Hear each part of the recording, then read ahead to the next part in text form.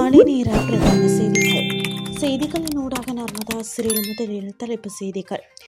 போலி மற்றும் தரமற்ற மருந்துகளுக்கு முற்றுப்புள்ளி.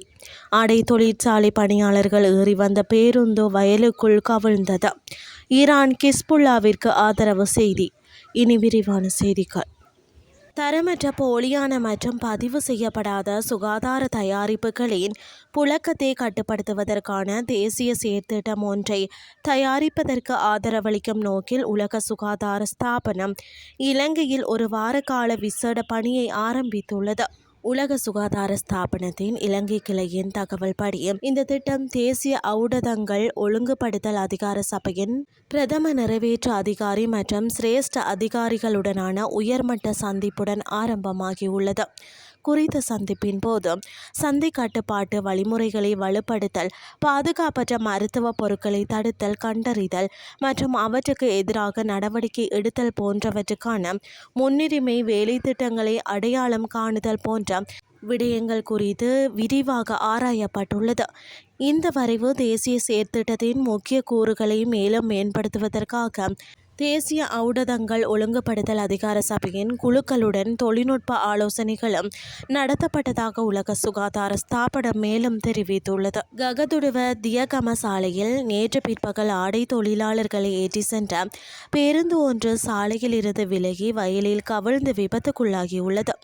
இந்த விபத்தில் 19 பேர் லேசான காயங்களுடன் தப்பியதாக காவல்துறை தலைமையகம் தெரிவித்துள்ளது. சாலையில் மற்றொரு வாகனத்திற்கு வழிவிட முயன்ற போது பேருந்து சாலையில் இருந்து விலகி சென்றதால் இந்த விபத்து நிகழ்ந்துள்ளது. விபத்தில் காயமடைந்த 19 பேரில் 17 பேர் கோமாகம மருத்துவமனையில் அனுமதிக்கப்பட்டுள்ளனர். ஒருவரை கலுபோவில போதனா மருத்துவமனையிலும் மற்றொருவரை வேதர மருத்துவமனையிலும் அனுமதிப்பதற்கான நடவடிக்கைகள் எடுக்கப்பட்டுள்ளன. காயமடைந்தவர்களில் யாருடைய உடல் நிலையும் கவலைக்கிடமாக இல்லை என்றும் காவல்துறை மேலும் தெரிவித்துள்ளது.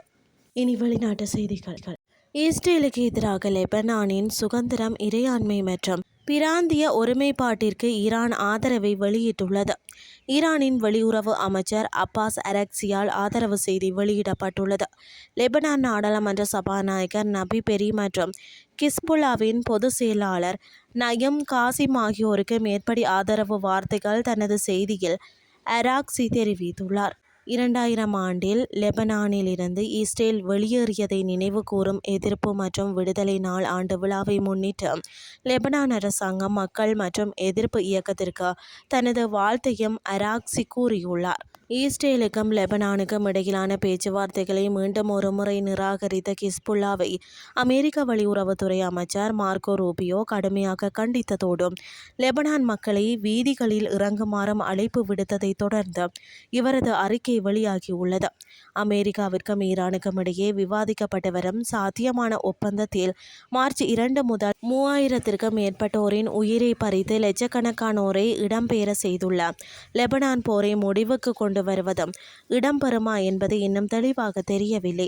இந்த நிலையில் நேற்று இஸ்ரேலிய பிரதமர் பெஞ்சமின் நெதன்யாகு இருவருக்கும் இடையேயான தொலைபேசி உரையாடலின் போது லெபனான் உட்பட அனைத்து முனைகளிலும் உள்ள அச்சுறுத்தல்களுக்கு எதிராக தற்காத்து கொள்ளும் இஸ்ரேலின் உரிமையை மீண்டும் உறுதிப்படுத்தியதாக கூறியுள்ளார்.